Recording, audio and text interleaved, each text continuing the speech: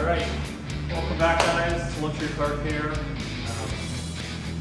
So, a couple things on the video. Obviously, I have a very nice Porsche behind me, 1987 911 Turbo, in for all exterior detail. Full one-step is officially what is booked. And then ceramic coating, 5-year ceramic coating. So I'll hit it, I'll do a layer of Crystal Serum Light and then a layer of and then all the trim, all the plastic trim, which is quite a bit of it. We'll get a coat of C4 as well. We'll hit the wheel faces with C5.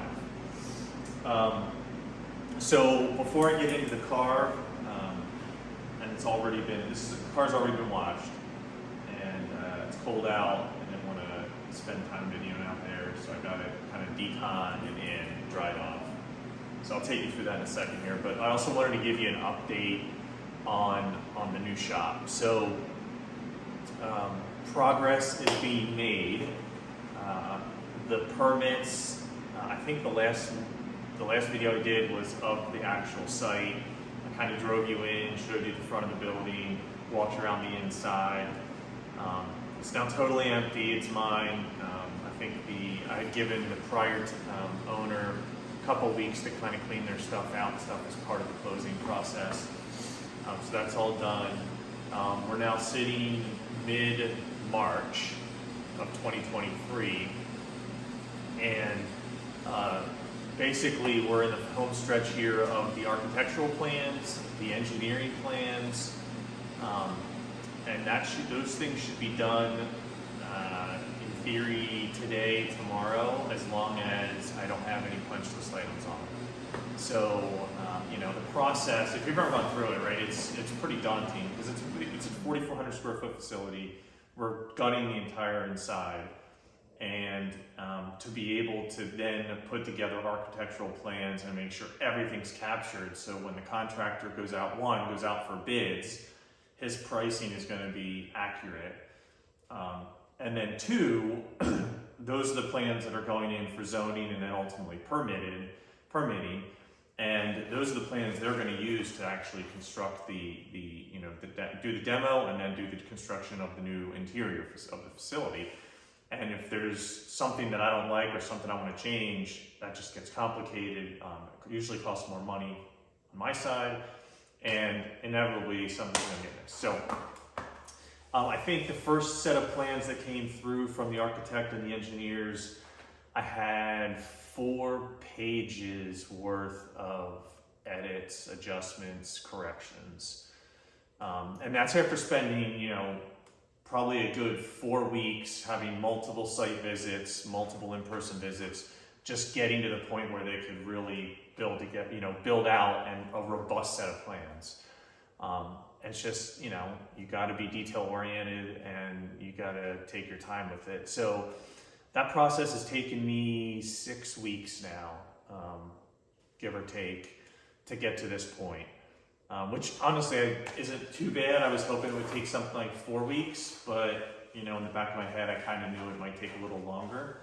Obviously they all have other projects going on, so especially like I made changes, and now it's been 3 or 4 days, 5 days before they're going to get those edits back in. So, so the plan is probably by tomorrow. To have those final plans in. I'll take my 4 pages of punch list items and I'll go line by line against the updated plans, make sure everything has been corrected, looks right. And then hopefully, fingers crossed, so now Monday, Wednesday of this week, I'll release my contractor to take the package of engineering drawings and architectural drawings, submit them into the city for zoning first, then permit approval, and then he'll also take that same exact package, and he'll go out and start developing bids to create a actual. He typically said he'll do 2 to 3 bids per major contractor, right? So electrical, plumbing, concrete, all of the structural stuff. which is like all the studding and walls and, you know, the demo work. And he's doing some of it, but most of it's being subbed out. Where he's doing it, I think, you know, at the end of the day, he's going to do it cheaper than subbing it out for sure.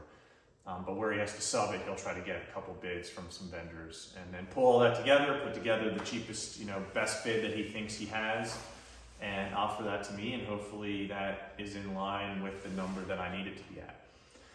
So that's where we're at right now. You know, things are moving well. I'd say we could, you know, he thinks 4 to 6 weeks to get the zoning and the permitting done through the city. In the meantime, he says probably 10 to 14 days to get his bid in. So once the bid's in, if the number looks good, I greenlight him. He should be able to at least start doing some minor demo and get kind of the walls, you know, there's not a lot of walls, but kind of get things opened up, get things cleaned up, get the plumbing out of there, because all the plumbing has to be removed, and do some of the demo work. In our city, he told me that we're, you know, he's allowed to do certain things before the permits are in, and there won't be any problem with that. So not all cities allow that, but in the town, city that I live in, they are allowed to start doing some stuff, and they typically will talk to the city, let them know what's going on, and everything will be okay. So the hope is by the time all the permits and the zoning is in, and he can officially start construction, he's like 90 to 95% complete on the demo and opened everything up and cleaned everything up. So when the permits are in, he's off and running on, you know, cutting up the concrete, getting the new plumbing in, and really moving on getting my new detail mecca complete. So that's where we're at. More to come. I think we still have a shot to get in by the end of May, you know, and somewhere between the end of May and end of June.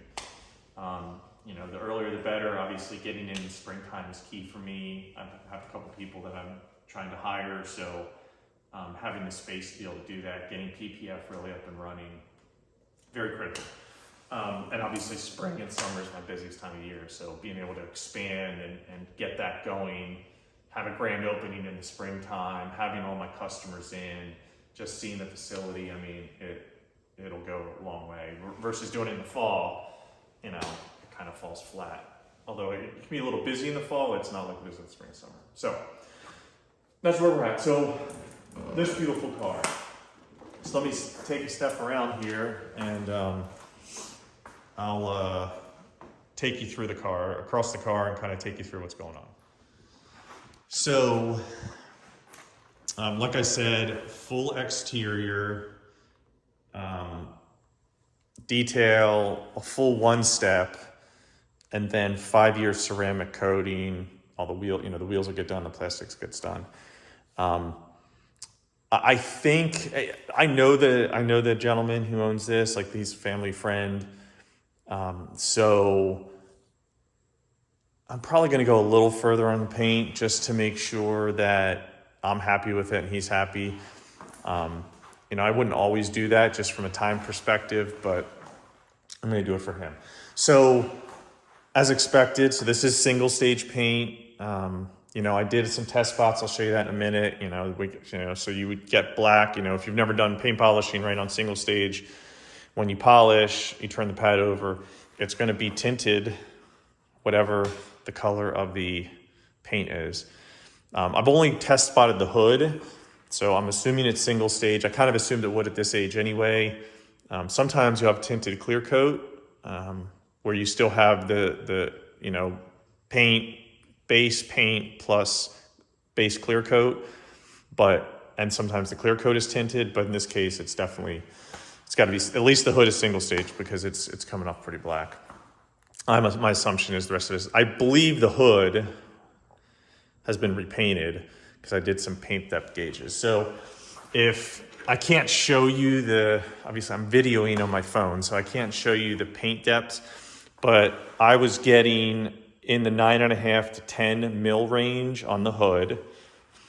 And then, everywhere else, fender, door, roof, here I was getting 4.5 to 5 mils. Here I was getting 5 to 5.5 mils. Up here, 4.5 to 5 mils. So kind of consistently that 4.5 to 5.5 mil range. but here I'm getting about 10. So that would make sense that it was, it was repainted.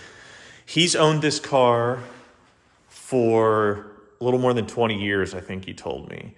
So I'm not sure if he's the second owner, the third owner. I actually wanted to ask him that and I forgot. I believe he's the second owner of it, but I'm not 100% sure about that. The car is pretty original. It's in great shape. I think the wheels are an aftermarket or replica wheel. He's done some work on the back. He did say there was a fire that happened back here.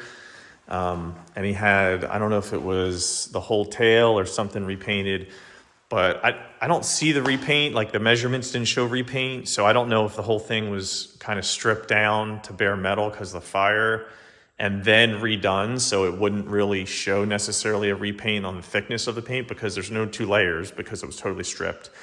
That's probably what happened. If there was a fire, it was probably so damaged they had to strip it all down. Otherwise, it's pretty original and in pretty great shape. Now, I say that, and it looks, I guess, pretty good on the camera. If you have a keen eye, you'll notice that the paint is not so great. But this is what we're dealing with. Let me get my light here. Sorry. So I did a test spot. My first go-to is typically, I use Meguiar's 210 as a polish, and then Rupes yellow pad. That's kind of my first go-to just to get an idea. How soft is this paint? What are we talking about? What's it, how's it going to react? Now this is a repainted hood, so I'll also do a test spot on a non-repainted section because sometimes the repaint will act differently than the OEM paint. So I got to do that still. But at least on the hood, I did Rupes yellow, Meguiar's 210 polish. And it did pretty good.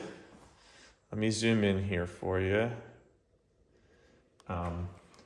But it left a little bit of haziness, which I was surprised by because it's pretty, but it's a little bit of haziness. It definitely left some defects. So let me show you. That's the original, right? That's what we're starting with. You can see the line there where I stopped. And that's the Rupes yellow and 210. So you can see there's some deeper scratches. This is definitely repainted. If you look at the edges, there are a ton of sanding marks. Let me see if I can, there's a ton over here. Let's see if I can find them for you. See them? See like the pigtails and the swirls on the edges? So they got it off of here, but they didn't get them off of here. So I'm not gonna chase a lot of that because especially on the edges, I just don't want to wear that edge down so thin that I compromise anything. So you can see there's some left here, but then in here it looks amazing. And what I've done is Rupes yellow, 210, looks okay, but not great. And even the finish, although not bad, it could be better. Then I went to Rupes yellow wool pad, 210, and I did this whole section. And you can see clearly, without any refinement, it left micro marring, right? So that's the white haziness. So yellow foam, yellow wool. So it's pretty soft. And even then it still left some deeper stuff. But again, I'm not going for 90 to 95% perfect. I'm going for 70, 75. I'll probably try to go to 90 for the most part, but some of this deeper stuff may not come out. And I said, well, okay, so refinement of that, I just did a test spot from refinement, Rupes white pad with Uno Pure, which is their refinement, polish. And obviously it's awesome. So that's basically the finished result. That's what we're starting with. So that's current paint as it came in from the customer.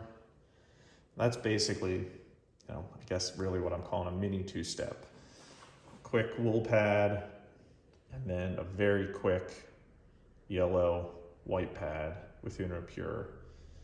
And it just looks awesome. Again, there are some defects on the edges that I'm just not going to chase too much on. You know, I might hit a little bit of that with the 1 inch and try to help on the hood a little bit, but I'm just not going to chase all that stuff on the edges because I don't want to compromise the paint. He's not looking for perfection. He just wants it to look better. So that's going to be the plan. And you know, again, when you're doing polishing, you have to do test spots. You have to see what the paint, how the paint's going to react. You have to understand it before you can make decisions on going around the whole car. I'm also taping some sections. Normally I wouldn't tape a whole lot or any if I'm just polishing. But of course, some of this plastic is pretty old. It's it's a relatively expensive car. And I just, in certain areas, I just want to protect the plastic. So I'm going to tape a few spots. I'm not going to tape everywhere, but where I think there's the potential for, you know, where I could maybe do some damage, I'm just going to protect it. So let me flip you around here. All right, so that's the plan. I'm going to work my way around. I'm going to try to keep this to a short video. So I'm working my way around, get all that done. I'll bring you back when I'm ceramic coating, and then kind of as I wrap up so I can kind of show you the finished product.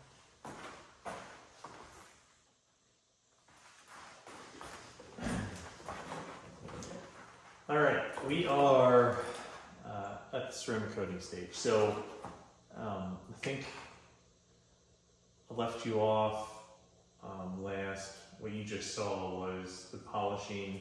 Beginning the polishing, did the test spot. Wow, this car is a beast when it comes to polishing. And I kind of expected some of that.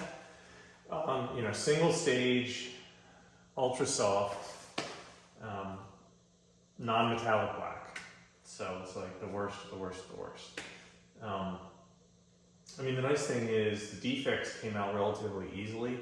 I basically did what I'm calling mini two-step. So I didn't go all the way to compound polish or compound with a microfiber cutting disc and then polish, because it would have been way too aggressive. The paint was just, generally the marks that were on it, the paint's so soft that I didn't need all that, because then it would have been a lot harder to remove it and get it to finish down. So I did the first step with Rupes yellow wool pad and then Meguiar's 210. And that removed like 90% of the defects, except for the hood. The hood's been repainted. I could tell that when I did the paint depth gauge measurements. And then as soon as I hit it with its first, you know, what I'm calling cutting pass,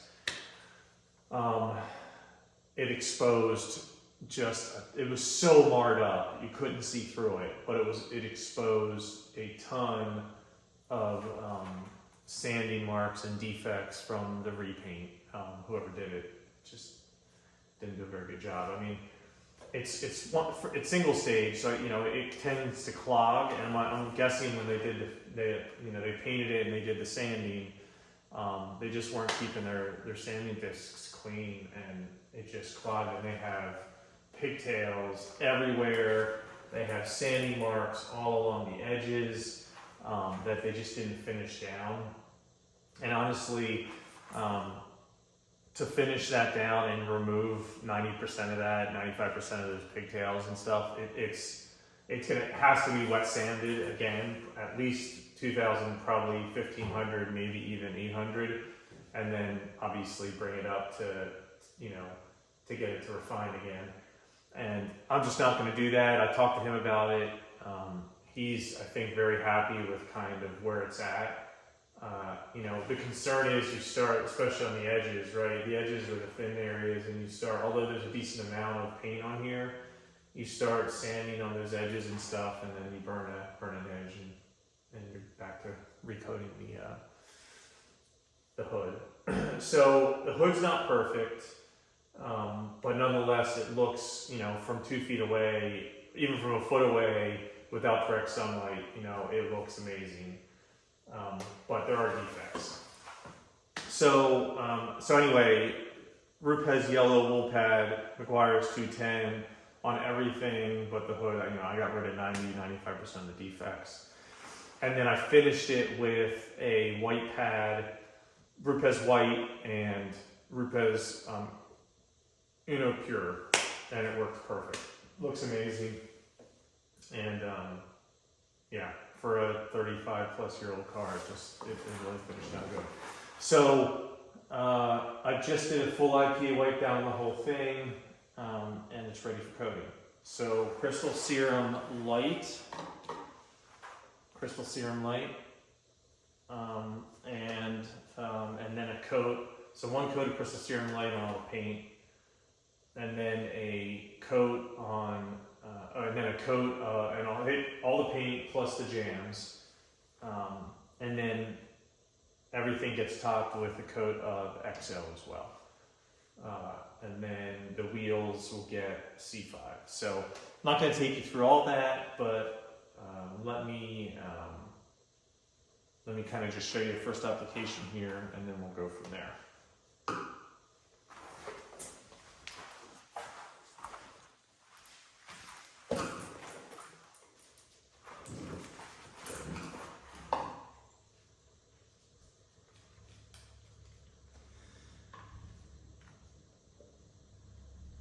Alright, so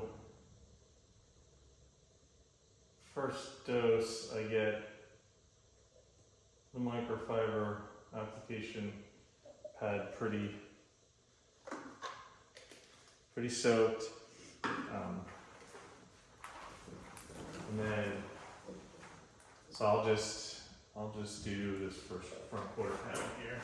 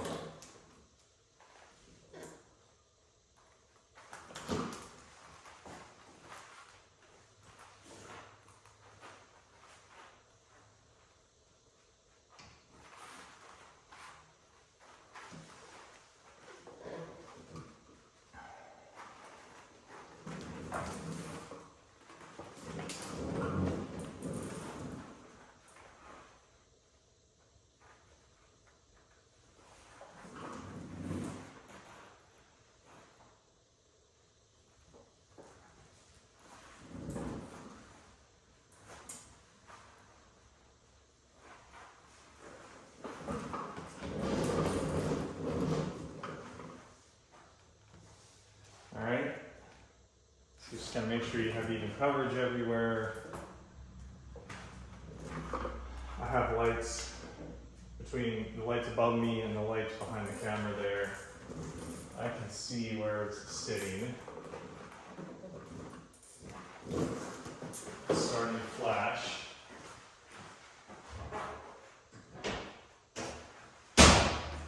This is another good light. So I can kind of see down. So it's already starting to flash. I'm going to go ahead. I can see it separating. So I'm going to go ahead and remove it.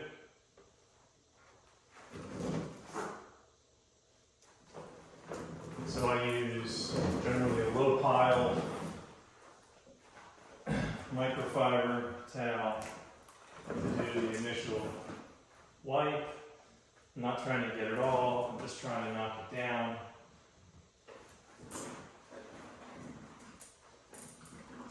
Sorry if the camera's missing here for a second. And then my process is I then flip that over. And give another more thorough wipe.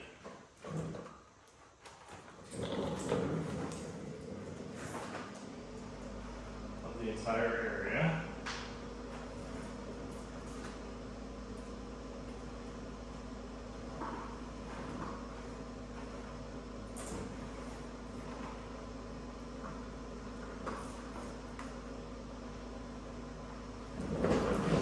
And then, it's just how Scott does it. So that was my second wipe. So my first wipe I flip back over, I fold in. So now my first wipe side is in. I take a softer, fluffier microfiber, and I'm just going to work my way around all the edges, make sure I got everything. Just get the entire panel, one more wipe.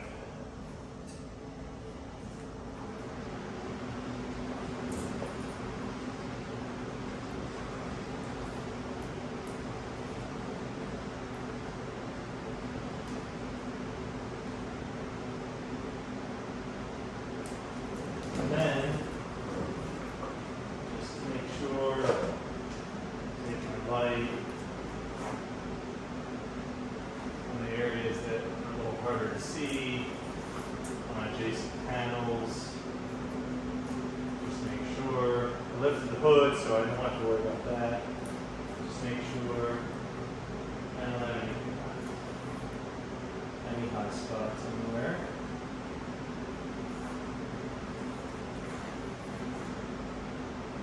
That all looks good.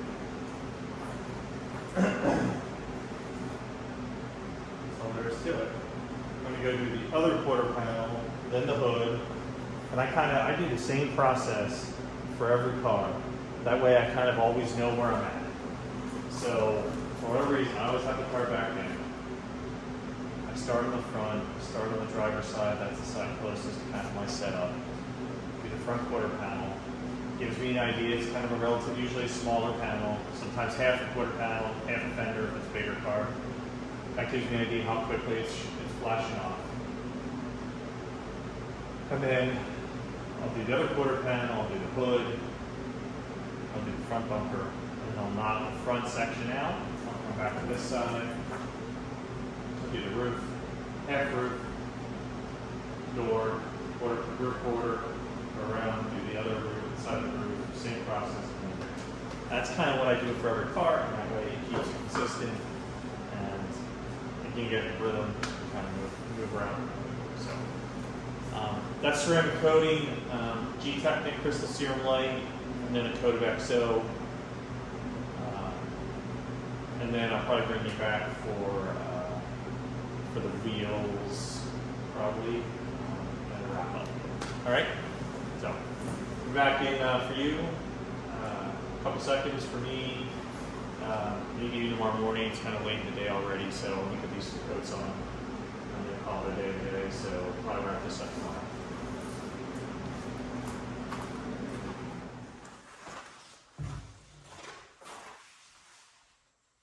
All right, that's a wrap. So hopefully, I think should be a relatively short video, kind of focused on some of the polishing steps, and then just getting to see this beautiful car on video and seeing some after shots. So again, 1987, at least that's what I was told, I believe that's right. Porsche 911 Turbo. It's so funny because these cars, like, it's not leaking, but it's leaking, right? So you can smell the gas. So every time I come in my garage, it smells like gas. It smells like a garage. It's funny because you just don't get that with cars nowadays. Couple things. Just remember, when you're working on a car this old, give yourself time to do it. Make sure you're budgeted the right amount of money with your customer. Because however long you think it's going to take, it's probably going to take longer. I will say the paint, I mean, this paint it's single stage. It was in very bad shape, so I knew that going in. I had already seen it. It's extremely soft. What I didn't know, he told me that the hood had been repainted. Now you can actually see different color. It's not quite a perfect match. But you couldn't see the true status of the hood because of how swirled and marred up the paint was. All the sanding marks from the hood that are on the hood were, you know, for the most part, were hidden. Anyway, the car looks 10 times better. He knows there's some sanding marks left. We're just, you literally have to wet sand the entire hood to really make it look good again. And, to make it look like these. And then, it's just not worth the money. So anyway, he decided to leave it as it is. The car looks a million times better. It's been coated with Gtechniq Crystal Serum Light, topped with Gtechniq XO. The wheel faces got C5. The door jambs are coated as well, and then all the plastic trim, which looks miraculous compared to the way it was, got C4. So quite a turnaround. I just gave the interior a quick vacuum. He didn't hire me to do that, so just a quick vacuum and clean the windows. So it looks beautiful now. I appreciate you watching. Please like the video if you like it. I'm going to give you a quick walk around here and let you see what it looks like after the fact. And you should have seen some pictures of the before in the beginning of the video, so it's come a long way. Hopefully you would agree. So subscribe if you haven't subscribed, and I appreciate your support. Until next time.